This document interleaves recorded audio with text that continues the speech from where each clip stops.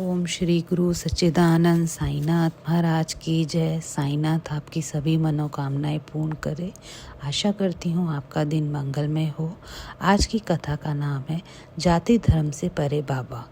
साईं बाबा किसी भी जाति धर्म को नहीं मानते थे, बल्कि उनका तो यह मानना था कि हम किसी भी जाति धर्म को आसानी से अपना सकते हैं, मगर एक अच्छा इंसान आसानी से नहीं बन सकते। अतः हमारे लिए ये जानना जरूरी नहीं है कि वह व्यक्ति किस जाति धर्म से संबंध रखता है, बल्कि हमारे लिए ये जानना आवश्यक है कि वह व्यक्ति एक अच्छा इंसान है या नहीं।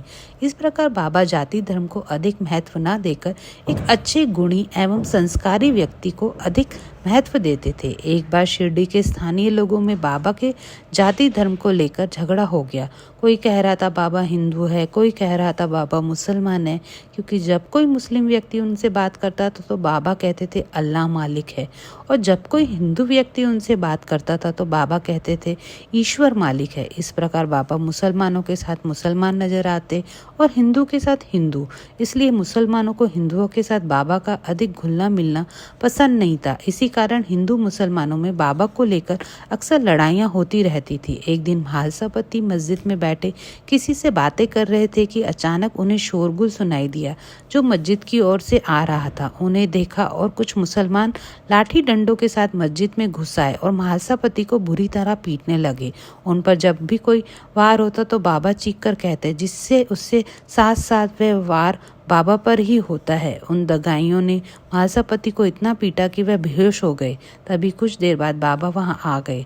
जब उन्होंने महासपति को बेहोशी की हालत में देखा तो विचलित हो उठे। उन्होंने उस मुस्लिम दंगाइयों की ओर देखा और फिर उन पर गुस्सा से भड़कते हुए बोले, अरे दुष्टों, एक तरफ तो तुम मुझे अपना कहते हो और दूसरी तरफ तुम मुझे मारते हो। क्या तुम्हें ऐसी निष्ठा रखते हो मेरे प्रति? बाबा के शरीर से खून बह रहा था। उन मुसलमानों ने उनकी ओर देखा और बोले, बाबा आपके शरीर से ये खून क्यों बह रहा है? आपको किसने मारा? बाबा ने उन मुसलमानों को देखते हुए कहा, तुम सबने मुझे मिलकर मारा है। कहो, कहते क्यों नहीं हो कि तुमने मुझे नहीं मारा? मुसलमान डरते हुए बाबा से कहा, बाबा आप ये कैसी बातें कर रहे हैं? हम भला आपको कैसे मार सकते हैं? हमने तो केवल महालसापति को पीटा है। बाबा ने कहा, अच्छा, महालसापति के अंदर कौन है? मैं रहता हूँ उसके अंदर। वह मेरा परम भक्त है, इसलिए उनके दुख मेरे हैं और मेरे दुख सुख हैं। बाबा की यह बात सुनकर मुसलमान रो पड़े। उनके चरणों पर गिरकर क्षमा याचना करने लगे। बाबा ने हिंदू मुसलमानों को अपने पास बुलाया और बोले, मेरे प्रिय भक्तों, तुम सब एक ही ईश्वर की औलाद हो, इसलिए तुम्हें जाति धर्म के आधार पर आपस में नहीं झगड़ना चाहिए। इस प्रकार बाबा का मुख्य उद्देश्य समाज में फैली उन कुरीतियों को दूर करना था जो समाज को अंदर ही अंदर खोखला बना रहा था। बाबा का कहना था कि ईश्वर अपने ही अंदर तलाशना चाहिए।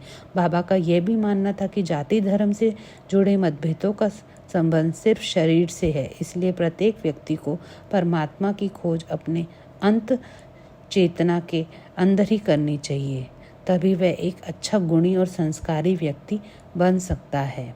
ओम श्री गुरु सच्चिदानंद साईनाथ महाराज की जय। आशा करती हूँ आपको मेरे द्वारा सुनाई साई कथा पसंद आएगी। प्लीज़ लाइक और सब्सक्राइब करें। धन्यवाद। ओम साई राम।